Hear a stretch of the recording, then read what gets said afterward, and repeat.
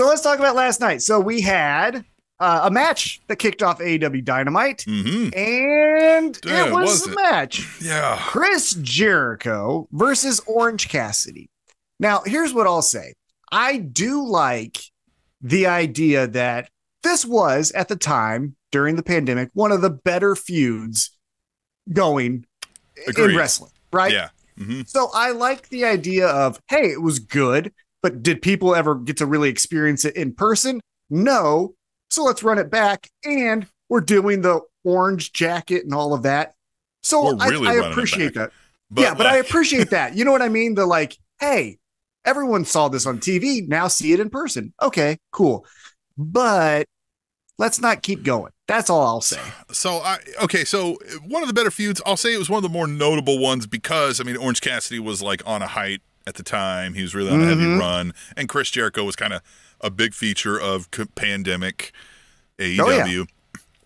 But when I look back, the feud itself, we had a vat of orange juice, right? Like, it was always a little like, I was like, boy, Jericho's writing all of this, right? Like, it was pretty clear. The debate? It was gitchy. Remember the debate? The debate was fun. Yeah, the debate was really cool. The debate is cool. Yeah. And it's very informative stuff from Orange there, if you ever want to play that back.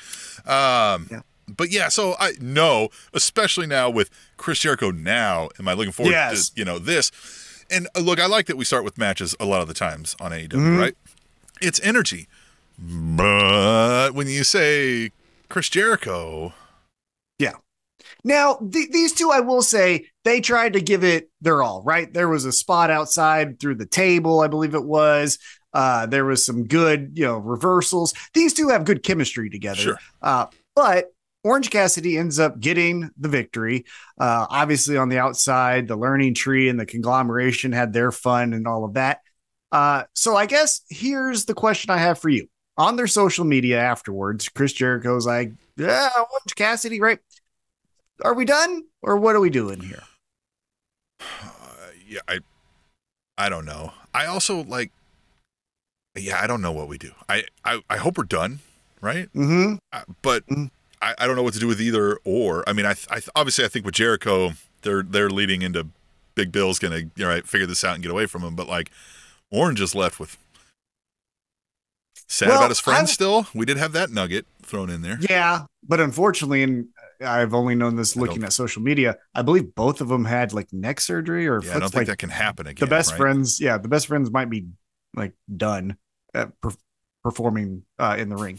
Cool Cam says, has AEW progressed past the need for Jericho? Yes or yes? Oh, yes. Oh, yes.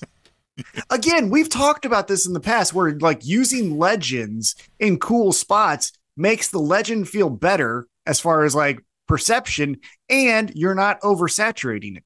Not that I'm saying he should be used this infrequently, but the way they use Ricky the Dragon Steamboat, right? He'll come in, he'll do a referee spot, or he'll be on the outside, and it's like, that's Ricky the Dragon Steamboat. That fucking rules. So do that with Jericho. Here's my idea for folks.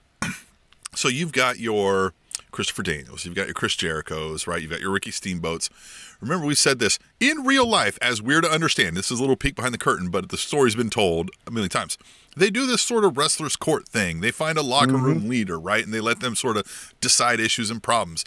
So we've mentioned this. Have like the oracles or the board, or like there's 3 or 4 old timers sitting back there, and these guys are pleading their case or asking for advice or whatever, right? And so that's where you get these temporary, maybe some guy, quote unquote, manages a guy for a couple of weeks or whatever, or they give him some bad advice, or they right, say, no, this clearly needs a match to, somebody gets their fucking, their jump cut off or whatever it is, right? They just make a declaration or something, right?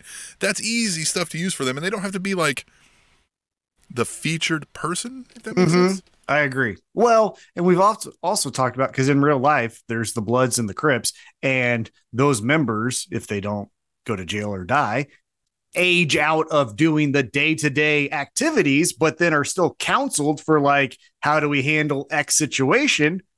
Again, AEW's too new to have legacy groups, but like if you went to the WWE and did NWO and you just had Kevin Nash being like, hey, Damian Priest, this is how you handle a guy like Finn Balor, and they're in the NWO. You know what I mean? Something like that. Anyhow, but we digress. I think what you would do with Orange Cassidy is pivot. I think he's been great in AEW. I think he's one of the mainstays, the like signature wrestlers of AEW. However, we could take maybe a little break from him, and we could give him and his brand a little shine in a different promotion. I would say he needs to look at Mark Briscoe and say, hey, you're the ROH heavyweight champion. I've never been heavyweight champion. I think I want that title.